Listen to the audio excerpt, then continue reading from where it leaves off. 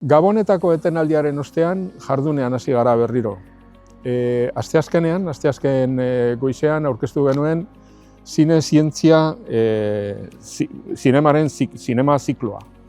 Ziklo hau DIPZ-ek, Euskal Filmategiak, Tabakalerak eta Donostiako zinemaldiak antolatzen dute, eta eskainiko diren 12 filmetan beti egin daiteke, eta horregatik aukeratu dira filme hauek, beti egin daiteke azterketa bat ikuspuntu zientifikotik, begirada zientifikoarekin. Niri ziklo hau bereziki interesatu zait, aurten arrazoi batengatik, alde batetik jakina zientzia alorreko sailburu izanik hau interesgarria da, ekimen interesgarria da zientziaren, edapen sozialaren ikuspuntutik, baina gainera ziklo honetan parte hartzen dut hegaztiak filmearen aurkezpenarekin, filme hori aurkeztea egokitu zaidalako.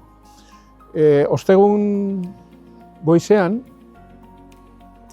izan genuen Galeseko lehen ministroaren bizita Donostian, eta han hartu genuen Iker Baskeren erekinean eta berak interesa zeukalako gure estrategia kuantikoa ezagutzeko, eta aukera izan genuen alde batetik ikusteko instalazioa bera eta ordenagailua, eta baita entzuteko gure azalpenak estrategia kuantikoari buruz, gure estrategia kuantikoari buruz.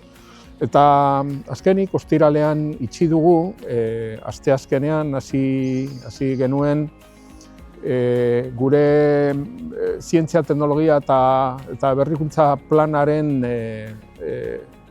nolabaiteko kontraste bira bat, sektore desberdinekin, gobernuko sail desberdinekin eta diputazioekin. Oso bira emankorra izan da, era guztietako iritziak entzun ahal izan ditugu, iritziak eta kritikak, baina horrekin uste dute nabarmen hobetuko dugula zientzia, teknologia eta berrikuntza plana.